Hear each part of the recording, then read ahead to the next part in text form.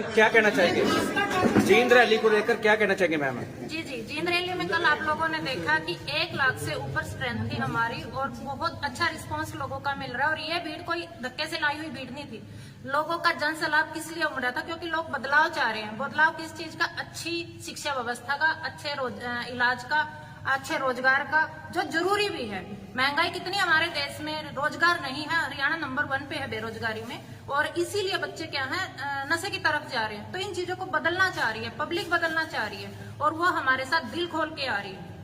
इसीलिए जो कल जो लोग आए थे वो बदलाव के लिए आए थे, और वो पूरी बहुमत के साथ 2024 में आम आदमी पार्टी की सरकार बन रही है। वो कल साबित हो चुका है, और 2024 में डेफिनेटली आम आदमी पार्टी की सरकार बहुमत से बनेगी। Thank you. और कुछ? Thank you ma'am. सबसे मजबूत पार्टी है, और वो जो है हरियाणा के हितों की रक्षा करने के लिए आज आम आदमी पार्टी पूरी तरह से सक्षम है। आज बहुत सारे समाचार पत्रों में कई राजनीतिक दलों के बयान छपे हुए हैं, जिनमें उन्होंने कहा है कि आम आदमी पार्टी का हरियाणा में कोई जनाधार नहीं है। अगर हरियाणा में कोई जनाधार नहीं है तो उन्हें इस प्रकार के बयान देने की आवश्यकता क्यों पड़ी? आज हरियाणा के अंदर आम आदमी पार्टी का एक मजबूत संगठन है, और उस संगठन के दम पर 2024 में आम आदमी पार्टी अपनी सरकार बनाने जा रही है। आम आदमी पार्टी वो हिस्सा है इंडिया गठबंधन का, लेकिन कल केजरीवाल ने कहा है कि हम जो है अकेले लड़ेंगे विधानसभा का चुनाव। नहीं उन्होंने मैं बताता हूँ इस बात को। देखिए, कल की रैली की ऐतिहासिकता तो है ही कि इतनी भीड़ जुटा पाए। सबसे बड़ी जो बात है कि अरविंद केजरीवाल ने कल 5 बातें कही कि अगर ये पूरी हो जाए तो हम राजनीति छोड़ देंगे। पहली बात ये है कि हर हाथ को काम मिले, यानी रोजगार मिले। दूसरी बात है कि शिक्षा समान रूप से प्रत्येक बच्चे को मिले, ताकि वो अपने व्यक्तित्व का विकास कर सके। तीसरी बात कही कि महिलाओं को सुरक्षा मिले, किसान और जवान को उसका सम्मान मिले। अगली बात उसने कही अरविंद केजरीवाल जी ने कि भ्रष्टाचार के जो अड्डे हैं वो समाप्त हो, रिश्वतखोरी खत्म हो, और एक सबसे मेन बात बिजली मुफ्त मिले और शुद्ध पानी मिले पीने के लिए। अगर ये काम पूरे कर दे भाजपा सरकार तो हम राजनीति नहीं करेंगे। ये बहुत बड़ी बात है। वो व्यक्ति ये कहता है जब भी चुनाव होता है भी काम किया हो तो वोट दो, और अगर कहीं नई जगह चुनाव लड़ता है तो ये कहता है एक बार मौका दो और 5 साल के बाद अगर हम काम ना करें तो हमको निकाल फेंको। Any question? कौशिक जी, जैसा कि सहयोगी साथी ने पत्रकार ने सवाल पूछा, उसको आगे बढ़ाते हुए मेरा सवाल है सर, जो साथी ने पूछा था कि बदलाव आम आदमी मैं बदलाव की बात बताता हूँ। देखिए, आम आदमी पार्टी आंदोलन से निकली है।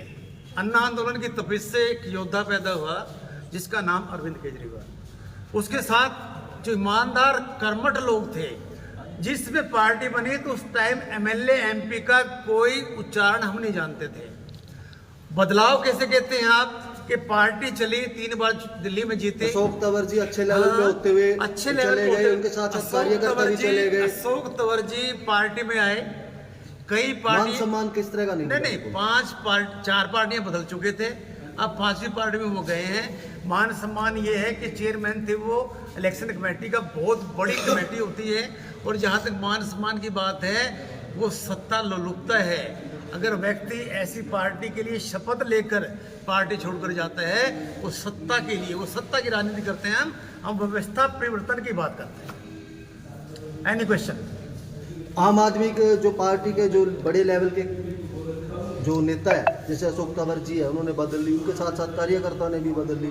कार्यकर्ता नहीं किसी 1.5 लाख का हमारा संगठन है, पदाधिकारियों का संगठन। अगर एक आदमी 10 आदमियों को लेकर चले जाए तो 11 महीने चले जाओ, और एक करके तो सर पार्टी भी खराब हो सकती है। एक करके जुड़ भी तो रहे हैं। आप जुड़ने वालों की संख्या देखिए, और ये पार्टी तो 0 से स्टार्ट हुई थी, पार्टी है ही नहीं। जो देशभक्तों की टोली थी, कुछ लोग ऐसे आगे जो देशभक्ति नहीं करना चाहते। एक दिन पहले प्रेस कॉन्फ्रेंस थी।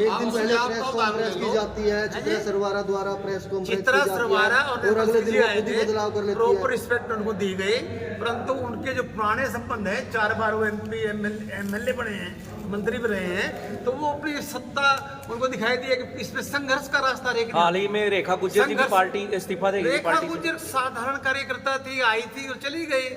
संघर्ष नहीं कर सकते वो लोग, सुख की राजनीति कर सकते। मैं आपको बताना चाहता हूँ पंजाब का उदाहरण इसमें। आप लोग पंजाब के उदाहरण से ले लें, गठबंधन महागठबंधन के साथ और विधानसभा के चुनाव 90 के 90 अपने दम पे। मैं आपको ये बताना चाहता हूँ, पंजाब में हमारी पार्टी ने 2014 में 4 मेंबर पार्लियामेंट बने और किन्हीं कारणों से 3 मेंबर पार्लियामेंट पार्टी छोड़ गई। 2017 के चुनाव हुए, 2017 के चुनाव में करीबन 18 या 20 हमारे विधायक बने और सुखपाल खैहरा जी हमारे प्रदेश अध्यक्ष थे, वो पार्टी छोड़ गए थे। उसके बाद हमारे बड़े नेता थे छोटे सिंह सुच्चा, बहुत बड़े नेता थे, प्रदेश स्तर के नेता थे, वो पार्टी छोड़ गए।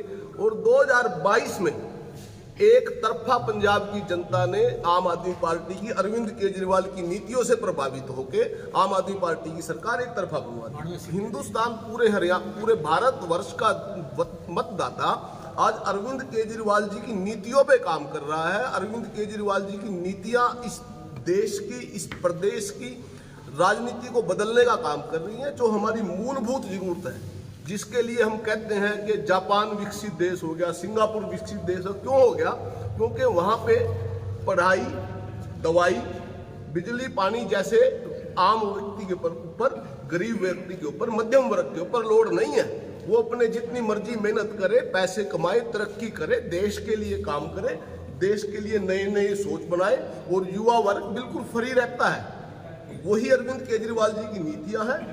जाति पाति की राजनीति खत्म हुई है। कल भगवंत मान जी ने बताया है कि 92 में से 80 विधायक नए बन के आए हैं पंजाब में, जो पहली बार के विधायक हैं, और उन सभी को बिल्कुल तन मन धन से एक नए सिरे से काम कर रहे हैं। ये नहीं है कि एक आदमी 5 बार MLA बन गया, फिर उसका बेटा बन गया, फिर उसका भाई बन गया, फिर उसका चाचा बन गया। तो ये सारे ईडी के नोटिस बार-बार आ रहे हैं, लेकिन वो पेश नहीं हो पाते केजरीवाल जी। देखिए, वो ईडी के नोटिस के बारे में अरविंद केजरीवाल जी ने बड़ा स्पष्ट किया है कि पहले मेरे सवालों का जवाब दे। राजनीति से प्रेरित होकर ईडी के नोटिस है। ये किसी कुछ भी आज तक ना तो मनीष सिसोदिया पे चार्ज फ्रेम कर पाए, ना संजय सिंह पे चार्ज फ्रेम कर पाए, किसी पे चार्ज फ्रेम नहीं कर पाए। राजनीति से प्रेरित है। बड़े स्पष्ट शब्दों में अरविंद केजरीवाल जी ने चिट्ठी का जवाब दिया है कि पहले मेरे सवालों का जवाब देगी, और ईडी जवाब नहीं दे पा रही, क्योंकि ईडी सिर्फ और सिर्फ राजनीति से प्रेरित होकर अरविंद केजरीवाल जी को परेशान कर रही है। और कोई सवाल हो? कल जींद जनसभा की जो रैली थी, उस पर आप क्या कहना चाहते हैं? 1 लाख से अधिक की भीड़ थी और हरियाणा की आम आदमी पार्टी का वर्चस्व ही नहीं है कि खाता ही नहीं खोल पाएगी आम आदमी कोई पार्टी। कुछ भी कहे, 90 की 90 सीटें लड़ेंगे और पंजाब से ज्यादा मैंडेट लेके हमारी पार्टी आने वाले वक्त में, आप भी यही हैं, हम भी, आने वाले वक्त में जो सबसे बड़ी पार्टी है वो केजरीवाल जी को सबसे बड़ा भ्रष्ट बता रही है, और केजरीवाल जी केंद्र की सबसे बड़ी पार्टी को भ्रष्ट बता रहे हैं। उन दोनों को किस तरीके से आप देखना चाहेंगे, और किस तरीके की आपकी जो नीतियां हैं, उस नीति को किस रूप में आप हमारी नीतियां, हमारी पार्टी की नीतियां, अरविंद केजरीवाल जी की नीतियां देश की जनता स्वीकार कर रही है, देश का आम जन स्वीकार कर रहा है, गरीब और मध्यम वर्ग स्वीकार कर रहा है। ये आपके सामने है कि हमेशा आप सभी लोग राजनीति से भली भांति परिचित है।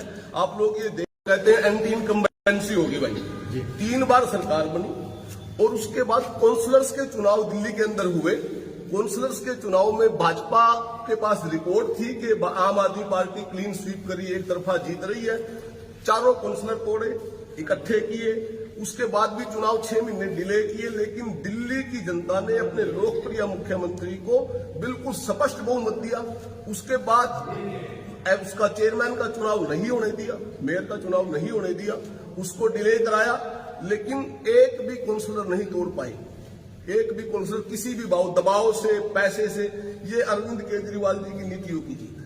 कौशिक जी, जैसे स्टेट की ना प्रभारी नियुक्त हो चुके, बीजेपी ने अपने स्टेट में 22 तो लोकसभा की और एक तो आम आदमी पार्टी है जो कांग्रेस के साथ चुनाव लड़ेगी, इसकी बर्बादी होगी।